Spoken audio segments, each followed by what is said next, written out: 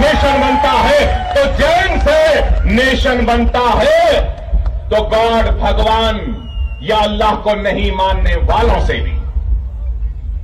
Nation का मतलब क्या है? जहां पे हर कोई रहता बसता है।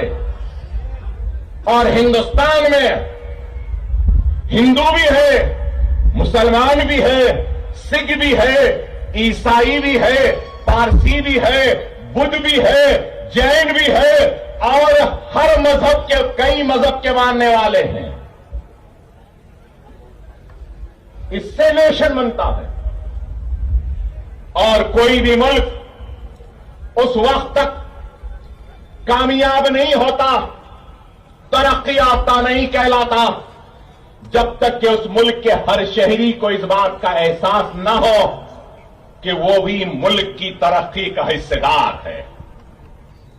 मैं आज इस फाउंडेशन स्टोन के जरिए मुसलमान बच्चों को नेशन बिल्डिंग प्रोसेस का हिस्सा बनाने के लिए आया हूं।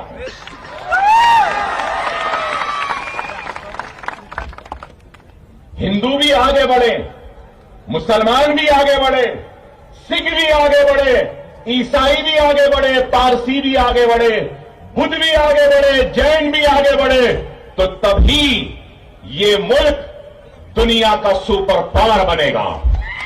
लेकिन अगर कोई अहमक, कोई दीवाना, कोई बेवकूफ अगर ये समझ रहा है कि सिर्फ किसी एक की तरक्की से ये मुल्क सुपर पावर बनेगा, तो वो दुनिया का सबसे बड़ा अहमक है। मैं कहूंगा कि सबकी तरक्की जब होगी इस मुल्क में, तो तभी मेरा मुल्क, मेरा हिंदुस्तान सुपर पावर बनेगा। ये अज़्म, ये इरादा लेकर हम आगे बढ़ रहे हैं। और आज इस बात से कोई इनकार नहीं कर सकता कि तालीम के मैदान में मुसलमान सबसे पीछे हैं, पिछड़ा हुआ है। लेकिन जब ये एजुकेशनल कैंपस आ रहा है, तो ये एजुकेशन कैंपस बेशक मुस्लिम आबादी में है, अतराफ व अतराफ मुसलमान रहते हैं, लेकिन दूर से अगर कोई हिंदू भी अगर इस स्कूल में, एजुकेशनल कैंपस में पढ़ना चाहता है, तो हमारे दरवाजे उसके लिए बंद नहीं है, उसके लिए भी खुले हैं। अगर ईसाई भी आएगा तो उसके लिए भी खुले हैं, पारसी भी आएगा उसके लिए भी खुले हैं, और अगर कोई गॉड, भगवान या अल्लाह को नहीं मानने वाला भी आएगा तो उसके लिए भी खुले हैं। वो तुम्हारा दिल है जो हमारे लिए तंग है, लेकिन ये हमारा दिल है।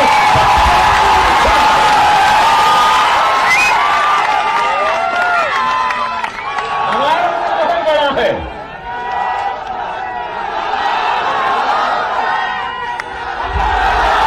ये दिल बड़ा था, ये दिल बड़ा था, इसलिए हमने जाबाजी व हुक्मरानी की सरजमीन पर हमने दिलों को जीतकर अपने वसी दिल में हर किसी को जगह दी। इसलिए आज दुनिया शहनशाह अकबर को भी याद करती है, शहनशाह बाबर को भी याद करती है। ये वसी दिल ही था। लेकिन आज आपको और हमको इस बात पे गौर व फिक्र करनी होगी कि तालीम में आज क्या है। अगर आप 7-8 साल पुराने अगर मेरे तकारीर को सुने हैं, तो मैं बराबर बताता था उसमें कि कितने ग्रेजुएट थे, कितने मुसलमान ग्रेजुएट हो रहे हैं। मैंने अपने तकरीर में बताया कि कितने ड्रॉप आउट्स हैं। मैंने महाराष्ट्र के हर तकरीर में बताता था कि महाराष्ट्र में कितने आईएएस मुसलमान, कितने आईपीएस मुसलमान, कितने आईएफएस मुसलमान, कितने आईआरएस मुसलमान। हालात बहुत खराब हैं। आज आपको और हमको इस बात पे गौर और फिक्र करनी होगी कि अगर हम हालात का मुकाबला करना चाहते हैं तो जज्बाती तकारीर, जज्बाती नारों या फिर चीखने या चिल्लाने से कुछ नहीं होगा।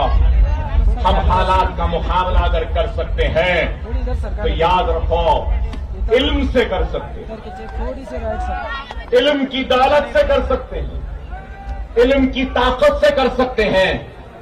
तो दूसरा, अगर हम इन हालात का मुकाबला कर सकते हैं तो सिर्फ और सिर्फ अपने इत्तेहाद के जरिए इन हालात का मुकाबला कर सकते हैं।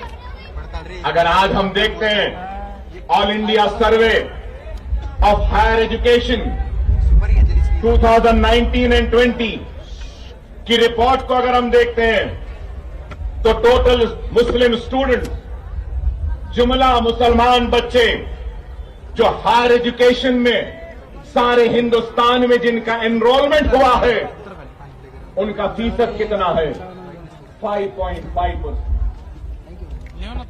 ओनली 5.5%। और हमारी आबादी क्या है? इस मुल्क में हमारी आबादी क्या है? क्या आबादी के हिसाब से हमारा एनरोलमेंट है? नहीं है।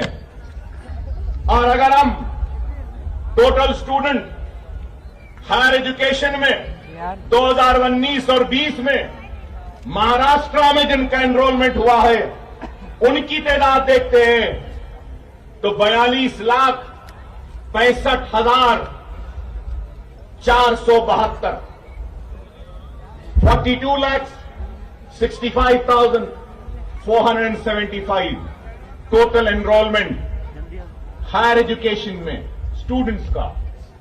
उसमें मुसलमानों का शेयर कितना है?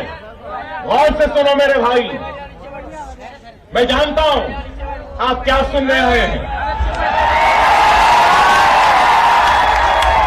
आप जो सुनना चाहते हैं वो भी सुनाऊंगा, लेकिन पहले मैं जो सुना रहा हूं सुन लो।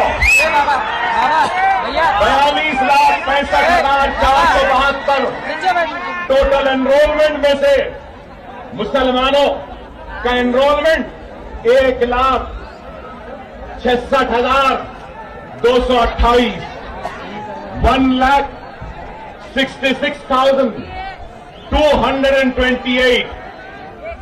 आप गौर करो, अगर हम टोटल एनरोलमेंट में मुसलमानों के एनरोलमेंट का अगर हम परसेंटेज निकालते हैं तो क्या परसेंटेज है हमारा? बताइए। Higher education in the year 19 and 20 अगर हम जिस रियासत से मैं आया हूं, जहां से मैं आया हूं, अगर वहां देखते हैं तो 19 और 20 में 13,89,603 स्टूडेंट्स का एनरोलमेंट हुआ था, जिसमें से 1,21,918 मुसलमान थे। अगर हम महाराष्ट्र का अगर मुस्लिम स्टूडेंट हायर एजुकेशन का परसेंटेज देखते हैं तो आप सबको भी सुन के हैरत होगी कि वो परसेंटेज है 3.89% ओनली। ओनली 3.89%। क्या बात है, हमारा एनरोलमेंट इतना कम है। ग्रेजुएट्स कितने हैं?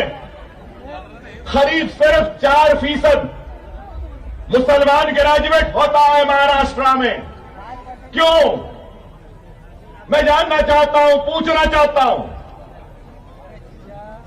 आज ग्रेजुएशन का लेवल भी हमारा कम है। और फिर अगर हम टीचर्स, टोटल टीचर्स का अगर सर्वे लेते हैं, महाराष्ट्र में हायर एजुकेशन इंस्टीट्यूट्स अगर है तो 1,63,132, जिसमें से 8,143 मुसलमान हैं। टीचर्स को अगर हम लेते हैं तो टीचर्स का भी परसेंटेज अगर देखें तो 4.99% है।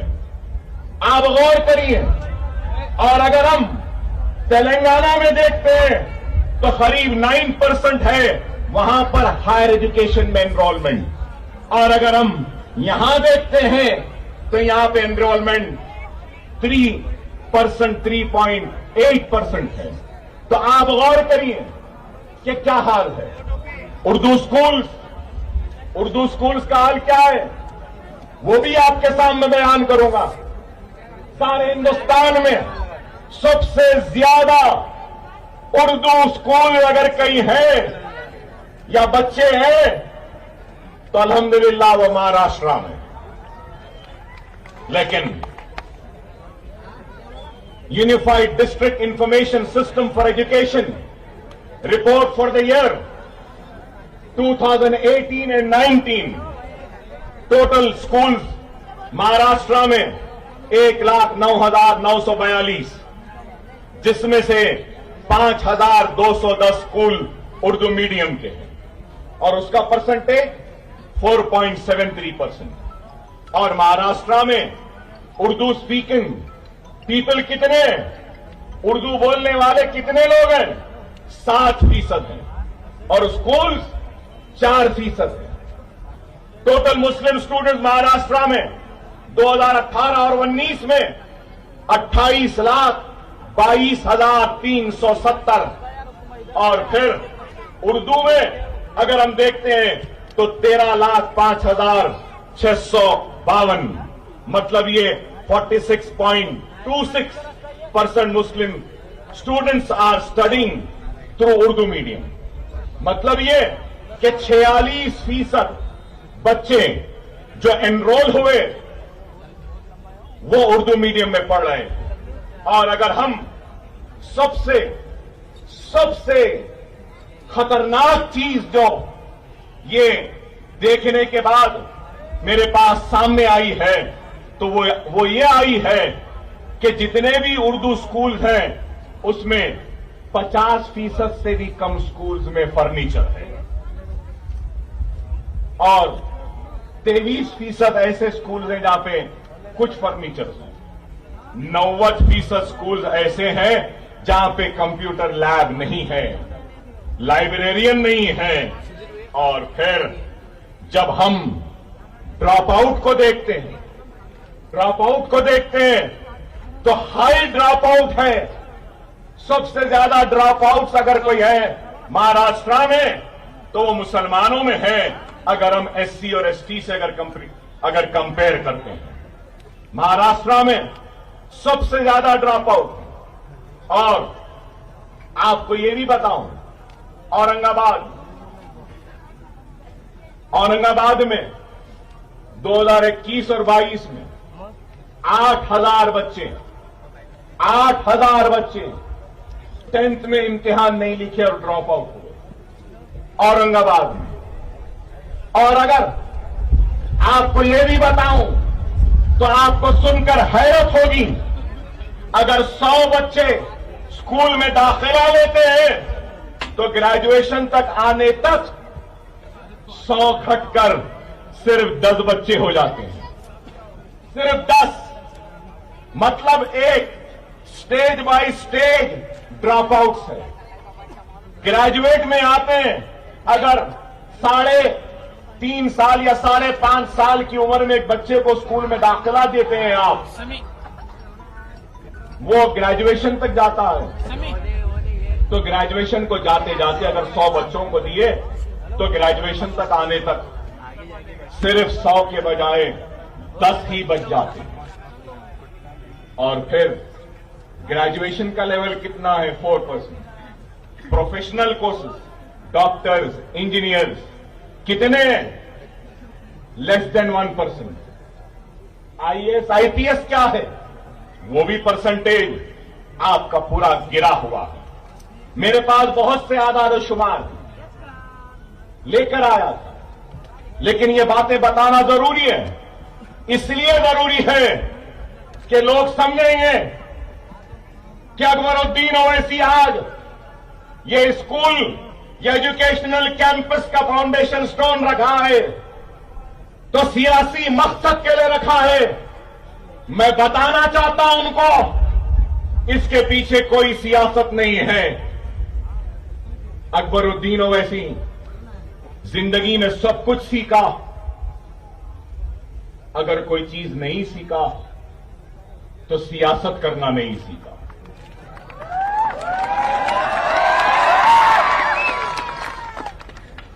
सियासत मुझे नहीं आती, ना ही मैं कभी सियासतदान बनना चाहता था।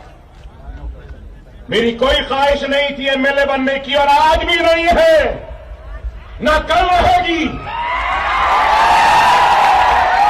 वो और होंगे जिनको एमएलए या एमपी बनने की ख्वाहिश है, मिनिस्टर बनने की ख्वाहिश है। अकबरुद्दीन ओवैसी को अगर कुछ ख्वाहिश है तो सिर्फ यही है कि जब मरने के बाद अल्लाह के सामने जब हाजिर रहूंगा तो उस वक्त अल्लाह जब मुझसे सवाल करेगा कि मैंने तुझे दौलत दी थी, इख्तिदार दिया था, ताकत दी थी, तो तूने मेरे हबीब की उम्मत के लिए क्या किया है, तो मैं यही काम के जरिए अल्लाह के सामने हाजिर होऊंगा और कहूंगा कि ऐ अल्लाह, तूने इज्जत दी थी मुझे, शोहरत दी थी मुझे, ताकत दी थी मुझे, इख्तिदार दिया था, दौलत दी थी, तो मेरे ये स्कूल तेरे हबीब के उम्मतियों की मोहब्बत की निशानी है।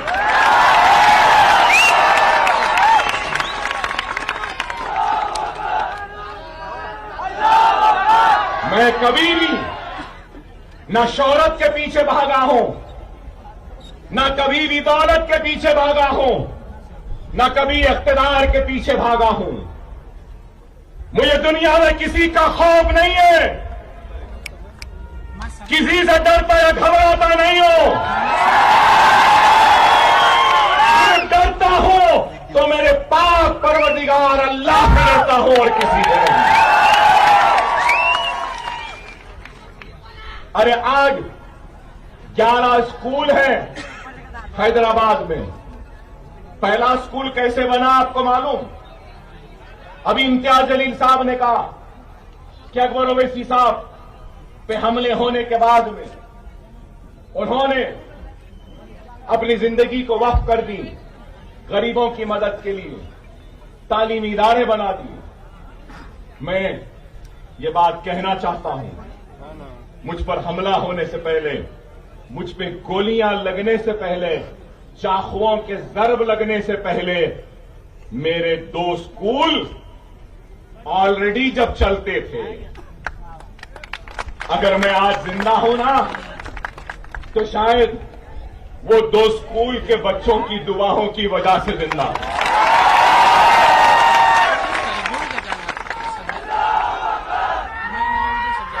मैंने अपने पहले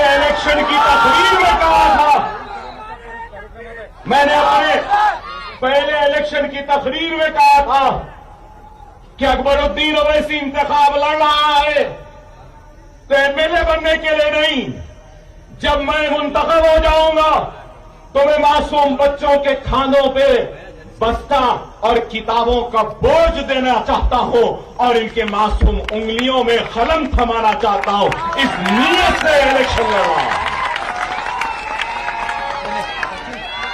और अल्लाह और उसके रसूल की कसम,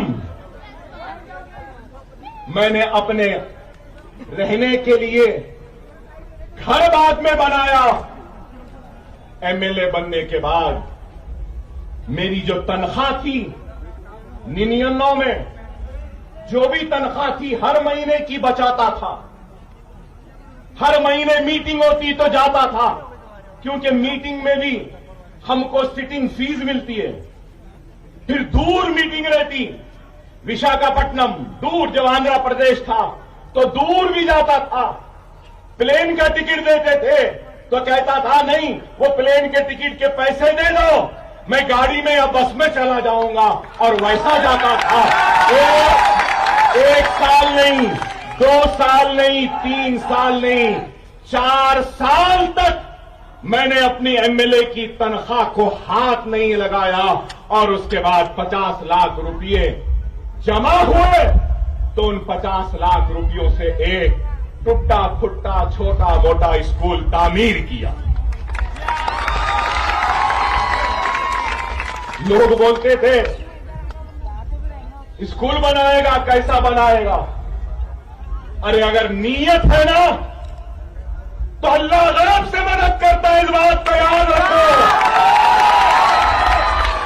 यहां बैठे मजलिस के कायदीन से कहूंगा कि तुम भी नीयत कर लो, फिर देखो अल्लाह गैब से तुम्हारी मदद करेगा। अल्लाह का वादा है, अल्लाह का वादा है, भूखा उठाऊंगा जरूर लेकिन भूखा सुलाऊंगा नहीं। अल्लाह एक ईमानदार को भी रोटी देता है तो एक बेईमान को भी दिन के आखिर में रोटी देता है।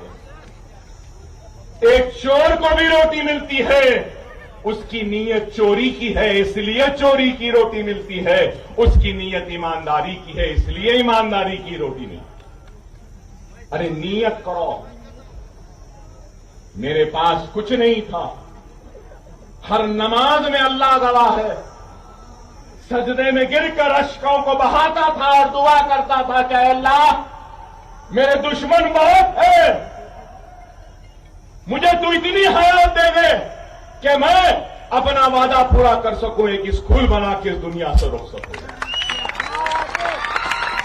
और आज भी अगर औरंगाबाद को आया हूं ये स्कूल बनाने के लिए, हां नीयत है, जेब में पूरा पैसा नहीं है, अल्लाह उसके रसूल की कसम नहीं है, लेकिन मुझे अल्लाह की जात पे कामिल भरोसा है, जैसा 11 मदरसे बने वैसे ये भी बन जाए, ये भी